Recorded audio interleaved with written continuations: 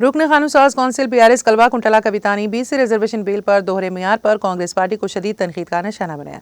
उन्होंने कहा कि पसमानदा तबकात के साथ नाइंसाफी की सबसे बड़ी जिम्मेदार कांग्रेस पार्टी है। वो तेलंगाना खानूसाज कौंसिल में बीसी रिजर्वेशन बिल पर इजहार ख्याल कर रही थी। रुकन कौंसिल कविता ने कहा है कि कांग्रेस पार्टी ने हमेशा ही बीसी को नजरअंदाज किया है।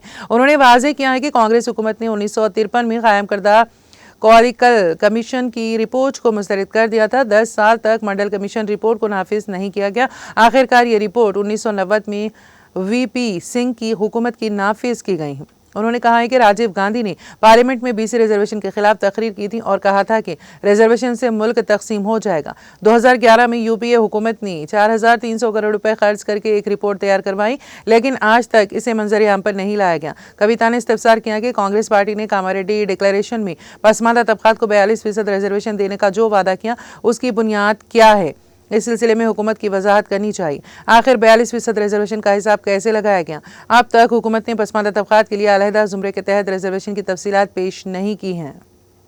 నెహ్రూ గారు అధ్యక్ష ఆనాడు సింపుల్ గా ఆ రిపోర్ట్ రిజెక్ట్ చేసి ఆల్మోస్ట్ మళ్ళా 30 ఏండ్ల వరకు అధ్యక్ష బీసీల గురించి ఈ దేశంలో చర్చ రాలేదు అధ్యక్ష.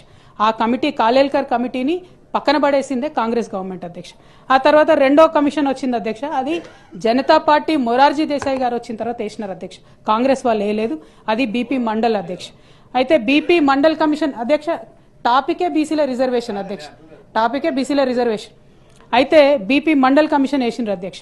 వేసిన తర్వాత ఏం జరిగింది? ఆ రిపోర్ట్ వచ్చింది.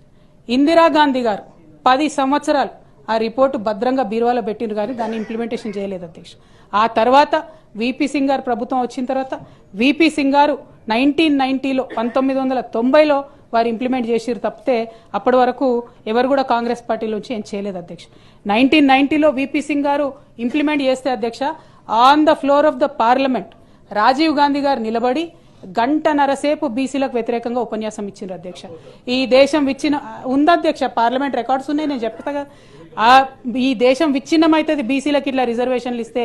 బీపీ మండల్ కమిషన్ కి వ్యతిరేకంగా మాట్లాడినటువంటి పార్టీ కాంగ్రెస్ పార్టీ అధ్యక్ష. అదేవిధంగా అధ్యక్ష 1993లో ఈ పోరాటాల ఫలితంగా బీపీ మండల్ కమిషన్ కోసం హింస చెలరేగింది దేశవ్యాప్తంగా. అదంతా జరిగిపోయిన తర్వాత 27% జాబ్స్లలో రిజర్వేషన్ వచ్చింది అధ్యక్ష.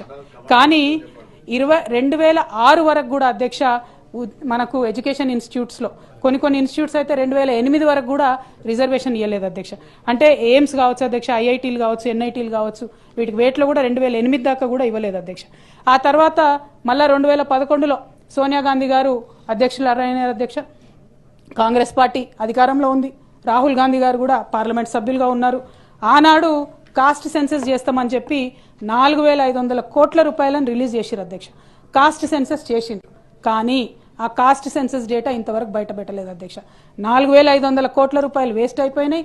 కాస్ట్ సెన్సస్ డేటా బయట పెట్టలేదు. ఆనాడు పార్లమెంట్ మెంబర్గా ఉన్న రాహుల్ గాంధీ గారు మాట్లాడలేరు, సోనియా మేడం మాట్లాడలేదు.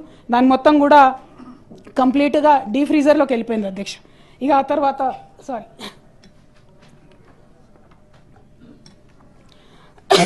ఇవాళ రాహుల్ గాంధీ గారు మరి మనమెంతో మనకంతా ఓబీసీల లెక్క తీయాలి అని అంటే 2011లో చేసిన లెక్కలు ఉన్నాయి అధ్యక్ష. కానీ వాటిని మాత్రం బయట పెట్టినటువంటి పరిస్థితి ఉంది. ఎందుకు ఈ మాట చెప్తా ఉంటానంటే అన్న, బీసీలకు జరిగినటువంటి అన్యాయాన్ని మనం ఒకసారి తలుచుకుంటేనే ఇప్పుడు పెడుతున్నటువంటి బిల్లును ఎట్లా పాస్ చేసుకోవాలా, దానికోసం ఏం ఫైట్ చేయాలనేటటువంటి ఆలోచన వస్తుంది అధ్యక్ష.